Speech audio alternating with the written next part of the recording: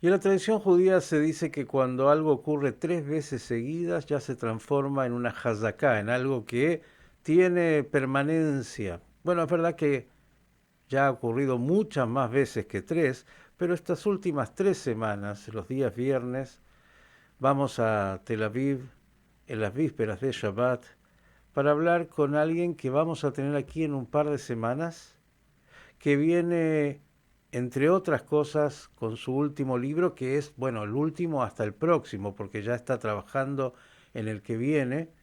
Este último es El Enigma Israel. Y, mire, no necesita casi presentación. Le podría decir, entre tantas cosas, candidato al premio Nobel, hombre de confianza del Papa Francisco, entrevistó a todos los grandes líderes de Israel contemporáneos y a 6 de los 7 líderes del Hamas. Es uno de los hacedores detrás de bambalinas de los acuerdos de Abraham, porque preside, entre otras cosas, la Cámara de Comercio de Israel con los países del Golfo. Bueno, un trotamundos y un hacedor. Todo lo que diga va a ser poco, para muchos un gran maestro. ¿Y sabe qué? Para dialogar hoy con él nuevamente, en la vida me parece que tantas veces nos pasa que las prioridades van cambiando. Y lo que en un momento es muy urgente, en otro momento pasa a un plano tal vez no tan urgente, y así nos vamos sorprendiendo. Lo digo porque, mire, hasta hace 15 segundos en el Medio Oriente y en Israel, el tema de Hezbollah y el Líbano, usted se acuerda de la guerra terrible que Israel sufrió con el Líbano, con Hezbollah, era el gran tema. Y hoy en los titulares un poco desapareció cuando estamos preocupados de Irán y estamos preocupados de, bueno, tantas cosas, pero se están llevando a cabo negociaciones directas entre Israel y el Líbano, son históricas y son muy, pero muy importantes para la seguridad de Israel, entre otras cosas. Vamos a ver qué tiene para contarnos de esto y mucho más. Están siendo llevadas a cabo en parte en Roma, en parte en Washington, esas conversaciones. ¿A quién me refería antes? Ya usted sabe. Querido Enrique Zimmerman, buenas tardes para usted. Buenas tardes, Miki. Shabbat Shalom. ¿Qué tal? Muy Hoy no te bien. veo, ¿No me ves? ¿no? Bueno, misterio, yo sí te veo. Es más, iba a decir que con todo lo que haces, que no paras un segundo, hubo esta semana tiempo para ir a la peluquería. Así te das cuenta más que nadie. Increíble. Bueno, Así es. y te No, darás ya cuenta, cuando me veas te vas a dar cuenta que yo no tuve ese tiempo. no, me estoy preparando para el viaje a Buenos Aires. O sea, tengo que estar presentable. Así que me corté el pelo. Siempre estás presentable. Enrique, yo decía, bueno, mientras también aquí me corrigen el graph porque tenemos algún error en el Me han hecho por Zimmerman, te pusieron más polaco de lo que eres. aquí. Digo, más allá de eso, decía, negociaciones entre Israel y el Líbano son históricas sin duda, pero no tienen por el momento en los titulares los grandes títulos y por otro lado son muy importantes. ¿Qué dirías que está pasando y cómo se vive dentro de Israel y en términos de lo que significan desde el punto de vista de la seguridad y la geopolítica de la región? Obviamente hay cosas, como tú muy bien dijiste antes, que a veces pasan desapercibidas y son cosas muy importantes porque normalmente de lo que hablamos es de lo más urgente a nivel de sangre, drama, imágenes que venden más, que son más amarillas, más comerciales, más sensacionalistas. Y entonces nos perdemos una serie de cosas que se quedan en la oscuridad. Yo desde mis primeros años como periodista siempre decía que mi objetivo es iluminar los rincones oscuros, Ujú. intentar ir a donde los otros se concentran menos porque aparentemente vende menos, es menos importante. Y tú muy bien empiezas, aunque es verdad que en este momento yo diría que Israel vive 4 frentes complicados. El de Irán, por un lado, que todos conocemos, el tema de Hormuz, la guerra nuclear económica, yo le llamaría la primera bomba nuclear económica, que tiene que ver con los estrechos. Estamos viviendo en la era de los estrechos de la geopolítica, que están cambiando el panorama mundial. Eso por un lado. Por otro lado está el tema de Gaza, donde están ocurriendo cosas también y tampoco llega demasiado a los medios de comunicación. Luego tenemos Cisjordania, donde nos hemos dado cuenta que algo está pasando en Judea y Samaria y que hay radicales, además del terrorismo palestino clásico que ya conocemos hace décadas, hay radicales jóvenes colonos que están haciendo cosas que no deberían, y todo esto está teniendo un efecto muy grande también. Están atacando todo tipo de pueblos palestinos y no está muy claro cuál es la actitud del ejército y mucho más del gobierno. Pero desde luego el tema del Líbano pasa casi desapercibido y ya llevamos, bueno, 7 rondas de negociaciones oficiales, yo creo que son más, que empezaron en Washington, en la Casa Blanca, en la Secretaría de Estado, con la mano de Marco Rubio. Yo lo veo a todo momento. Marco Rubio es un tipo que tiene mucho control sobre lo que está ocurriendo, que tiene un entendimiento geopolítico muy grande en esta región, y él entiende el potencial de esta relación entre Israel y el Líbano y está invirtiendo en ello. Pero ahora, en los últimos días, fue en Roma y allí yo sé que tanto Marco Rubio como Netanyahu y Ron Dermer, el exministro, que es el hombre de confianza de Netanyahu, tenían mano en todo lo que estaba pasando en Roma.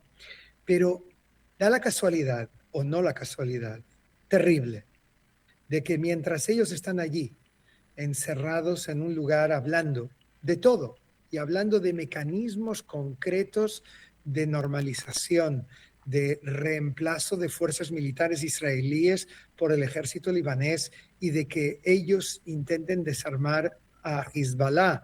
O sea, sin eso no puede haber ningún acuerdo. Todo esto, en medio de todo esto, hay unos soldados israelíes que aún están en el sur del Líbano, reservistas de los paracaidistas, y entran en una casa determinada buscando si hay armas o no allí, y había una bomba y la casa estaba totalmente preparada para eso, y 2 de ellos perdieron la vida, 2 más, y 4 quedaron gravemente heridos. La noticia que salió, sin explicarlo, porque tú sabes, conoces los principios de la censura militar israelí, que es que no se puede informar de algo así mientras las familias no son informadas de lo que ha ocurrido. Y es esta ceremonia dantesca, kafkiana, terrible, que toda familia israelí que tiene soldados en el frente tiembla ante ello, que es que aparece un grupo de oficiales, psicólogos, etcétera, llama a la puerta y viene a dar la noticia de Job, la noticia peor que se puede recibir. Y mientras eso no ocurre, no se publica. Entonces se daba una situación súper anómala que en todos los medios de comunicación dicen Hezbollah viola seriamente el alto el fuego, pero no dicen el qué.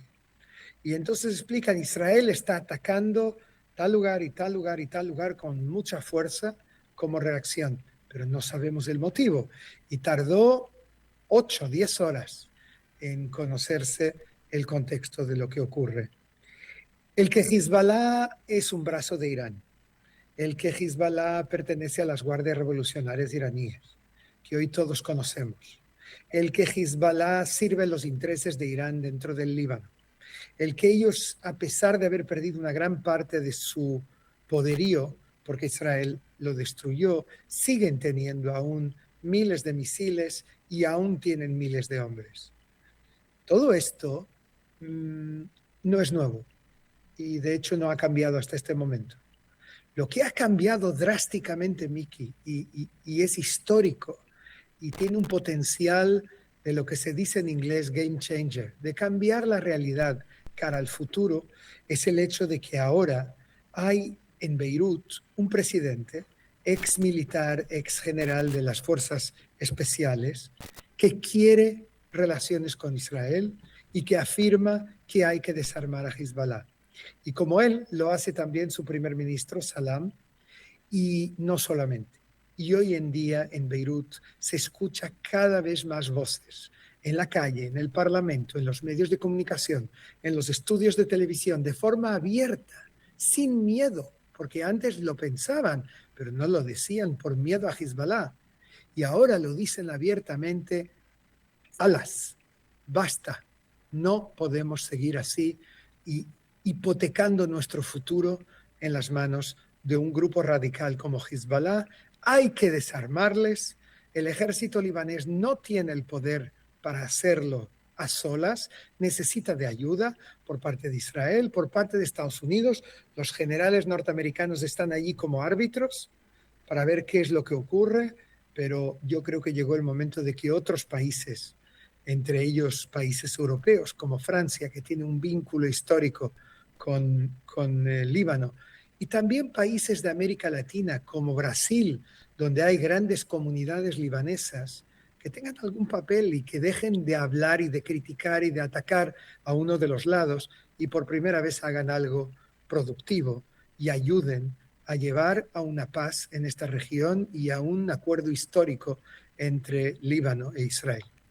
Sin duda es una gran diferencia y un cambio histórico poder llegar al acuerdo con el Líbano para desarmar a Hezbollah y que Israel de alguna manera, bueno, tenga esa confianza también en el gobierno del Líbano y las fuerzas internacionales para que lo hagan. Es una enorme, enorme diferencia.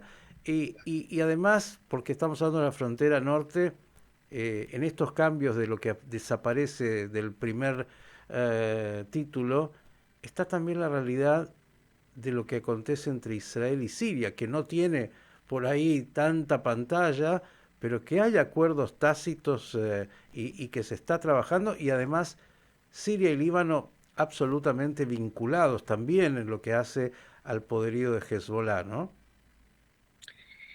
Te diré que con Siria hay negociaciones no para normalización, pero sí para un acuerdo de seguridad que en el futuro podría llevar a normalización. Pero yo hablo ahora no de sueños, sino de cosas concretas. Yo te Ujú. puedo decir que eh, hay una colaboración entre Siria, Israel y el gobierno del Líbano para parar, para bloquear la frontera entre el Líbano y Siria de forma que no pasen armas y misiles para Hezbollah por parte de Irán, como siempre. Ujú. Entonces, yo creo que sí, que hay cambios. Si te dije antes que el tema de Líbano está en la sombra, este está en la oscuridad total. Nadie habla del tema de Siria. A lo mejor están esperando que se acerquen las elecciones, a lo mejor le interesa a Netanyahu sacar una carta positiva cara a las elecciones, no lo sé, pero por algún motivo sorprendente, yo te puedo decir que hay un americano que se llama Tom Barrack, que está por ahí dando vueltas, un embajador, está por ahí dando vueltas y manteniendo esta llama encendida, y yo creo que no habría que hablar solo de Israel-Líbano, habría que hablar de un triángulo entre los tres países que tienen una cosa en común, y es que no quieren ver más iraníes o proiraníes como Hezbollah dentro de sus fronteras. Nunca es aburrido, frontera norte. Miren que ese país es tan chiquito y entre la frontera norte y la frontera sur en un par de horas, ¿eh? Pero bueno, así funciona. Digo, claro, es uno de los temas que vas a abordar acá, entre tantos más que Oh, vamos a profundizar, pero se habla del desarme del Hamas y de lo que puede significar, y otra vez ahí también están siempre entre el temor de que están mintiendo y todos no le creen, y por otro lado otros dicen, bueno, es la única solución de fondo para poder cambiar la realidad, y hay otros actores, nuevamente, Egipto. Egipto siempre es una incógnita. Digo, que tiene un acuerdo con Israel, pero por otro lado uno nunca sabe, y ahora, bueno, todos juegan. ¿Qué podrías en muy pocos segundos adelantar de lo que está pasando o no con el Hamas? En Kerem Shalom hay una fuerza de unos cientos, algunos dicen 250, otros dicen más, soldados marroquíes, Marruecos es hoy un gran aliado, y de Uganda en este momento, preparados para entrar. Se llama la Fuerza de Estabilización, que ha sido entrenada, pero se van a unir a ella otros países más, Kazajstán, Kosovo, Albania, quizás Indonesia, pero va a tardar un poco más. Número dos, la comisión tecnocrática, el gobierno palestino, que tendrá que asumir el poder y jamás dice que está dispuesto a entregarles el poder, entrará también próximamente. Yo creo que a lo largo de agosto-septiembre los veremos entrando allí. Número 3. ¿Se va a retirar o no Israel hacia la línea amarilla? Todo va a depender de la presión de Trump y de lo que ocurra sobre el terreno. Hamas está negociando en Al-Alamein, en Egipto, con Qatar, Turquía a lo mejor también, el desarme. Pero ellos van ganando tiempo. Hay que entender, Miki, todo nuestro público, hay mucha gente que dice, bueno, pero ¿va adelante o no va adelante? Tienen que entender una cosa. Estamos en Medio Oriente, no estamos en Europa, no estamos en América Latina. Aquí, cuando tú haces un acuerdo y das 2 pasos adelante, puede haber inmediatamente después un paso atrás, a veces 2. Pero hay que entender que es un baile en el que no es unilateral, no vas en una dirección. Entonces, jamás lo que está intentando ahora es mantener sus 60.000 Kalashnikov, las armas personales, porque creen que habrá una masacre por parte de la población si entregan sus armas. Pero están negociando, veremos si es de verdad o si están mintiendo, yo nunca confío en ellos, en entregar misiles y entregar morteros y armas pesadas. Entonces, ellos dicen que sí, que están dispuestos. Mienten, es la taquía chiita que ellos han adoptado, el derecho de mentir en nombre de la Guerra Santa, o realmente no tienen otra alternativa y lo van a hacer. Todo esto tenemos que esperar y ver. Pero en cualquier caso te quiero decir que hay resultados prácticos a todo esto. Me acaban de contar hace minutos un amigo de Ramallah que va a haber elecciones legislativas en la Autoridad Palestina el día 28 de noviembre y que jamás no participan. Va a haber candidatos que están próximos a Hamas, pero no son Hamas.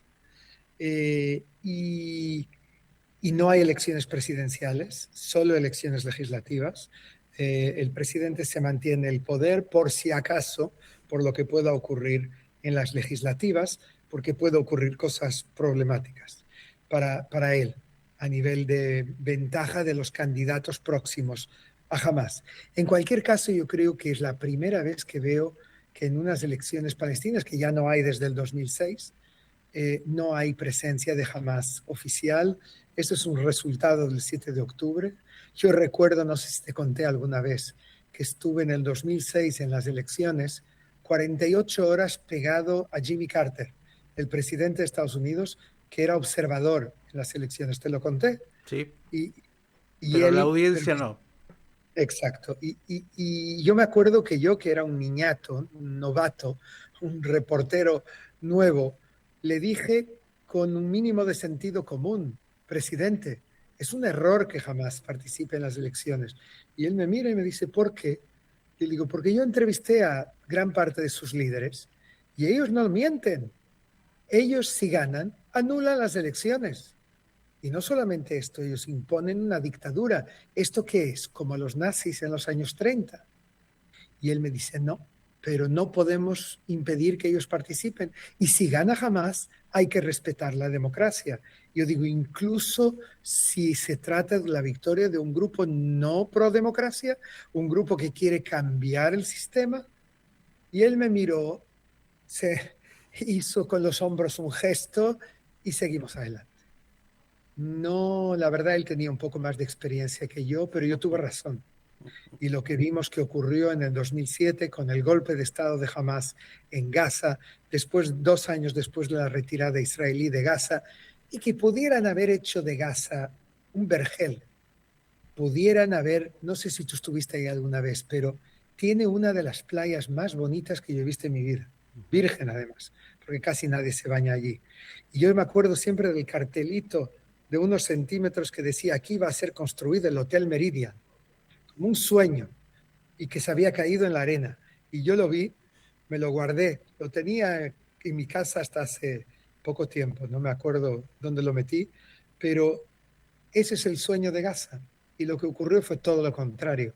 Fue una organización que impuso una especie de Esparta, que se armó hasta los dientes, que creó cientos de kilómetros de túneles subterráneos para ellos protegerse, no para la población. Y ahí metió todos sus arsenales y luego los rehenes. Un dolor, una pena, pero esa es la realidad. Y ahí, dicho todo esto, yo creo que están ocurriendo cosas. Yo sé que están ocurriendo cosas, no creo. Cosas que no llegan a los medios de comunicación y lo único que puedo rezar en esta víspera de Shabbat es que eso se multiplique, crezca y que los radicales sean arrinconados. Inshallah. No solo que acertaste con el diálogo con Jimmy Carter, sino que Carter veía esa realidad del Medio Oriente con los ojos de un occidental en Washington y claro, el que vive ahí entiende cosas que tantas veces desde afuera no se pueden Totalmente. comprender. Y pensaba que eres un hombre que tiene tanta experiencia en la televisión y sabes que hay lo que se llama el zoom, ¿no? Uno pone el foco en un lugar y después va a veces ampliando. Miren, empezamos por el foco pequeñito, ese Estado de Israel chiquitito con sus vecinos más próximos y uno empieza a abrir el foco y empieza a aparecer tanto más. Lo digo porque para entender hay que ir paso a paso y entonces empiezan a aparecer otros jugadores y está Arabia Saudita y está Irán y está Turquía y está Qatar y están todos, absolutamente todos. Esto lo digo porque esto que hemos hecho con Enrique estos minutos es simplemente abordar algunos aspectos de manera sucinta.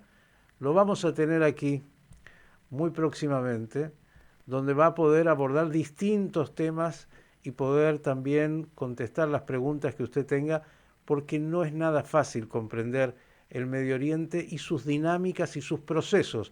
De eso también habló Enrique. Tenemos esta visión ansiosa de que las cosas se resuelven en un abrir y cerrar de ojos, se firmó y ya está. No, no, es un poquito, mucho más complejo. Mire, 8 décadas lleva Israel tratando de avanzar y avanza un paso, hay retrocesos, hay nuevos socios, hay algunos socios que a veces no se portan tan bien, nunca es aburrido el Medio Oriente y el enigma Israel está ahí. ¿Cómo hace ese pequeño país para sobrevivir?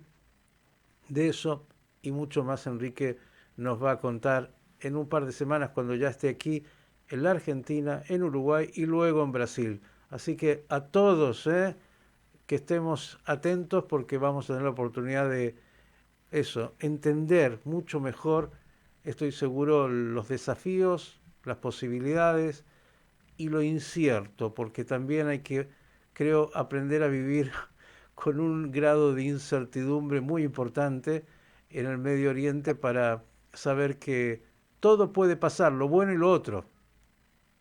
Ahí está. Y sabes, acabas de resumir mi libro, no sé si te has dado cuenta, pero acabas de resumirlo realmente. Sí, mira, tenemos que vivir con un grado de seguridad. Hay que entender, sobre todo después del 7 de octubre, que todo es posible y que siempre hay que prepararse para lo peor, no nos queda otra alternativa, pero tenemos que pensar también en las cosas positivas. ¿Sabes, Miki? Entiendo que estás resumiendo y que quieres acabar. Yo te quiero decir solo una cosa más. Si hay un tema que a mí me preocupa y que de verdad me preocupa, pero me preocupa personalmente y me duele en el alma, es oír decir de amigos, hijos de amigos, familias que en los últimos 3 años, desde el 7 de octubre, han hecho las maletas y se han ido de Israel.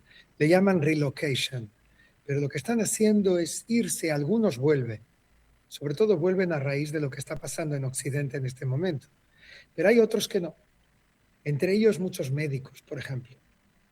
Y es muy grave, es un dolor, yo veo en cada uno de ellos una derrota mía por no haber logrado evitarlo.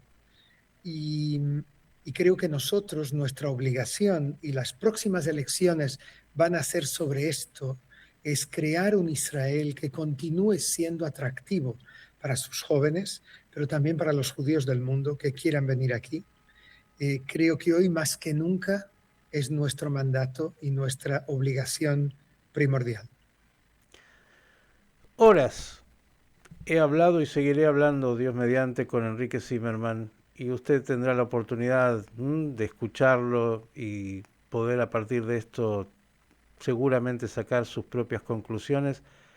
Solo cuando te escuchaba, Enrique, hablando de la seguridad de Israel y lo que significa, recordaba a uno de tus maestros, a quien entrevistaste tanto y del cual hemos hablado hace poco. Se cumplían 103 años de su nacimiento, y Shimon Peres, que fue el artífice ni más ni menos que del programa nuclear de Israel, de ese de que se habla poco. La gente cree que Pérez era un ingenuo que solo creía en palomas. El hombre sabía, igual que Rabin, que había que tener fuerza y seguridad, pero nunca dejar de soñar. Y decía algo que hemos tantas veces repetido: optimistas y pesimistas vamos a morir. La diferencia es cómo vivimos. Y en el Medio Oriente hay que prepararse para lo peor, pero seguir trabajando para lo mejor, porque es la única manera en general en la vida. Enrique, Así, Shabbat Shalom, nos vemos en 2 semanas. 2 semanas, ¿eh? Justo. No, incluso menos, creo. El día 19 19. por la tarde. Estará Así es. llegando si todo está bien. Esperemos que hasta ahí, en 2 semanas, quién sabe, por ahí hay que escribir otro libro, porque en esa región, O firmamos la paz, ya está, todo arreglado, ¿no? En los 7 frentes. es más, hay que esperar el anuncio de Trump de mañana, que puede decirnos cualquier cosa. Shabbat Shalom, un Así, abrazo un grande, nos abrazo muy vemos. fuerte a todos y que tengamos buenas noticias. Enrique Zimmerman, aquí, en este Coffee Break.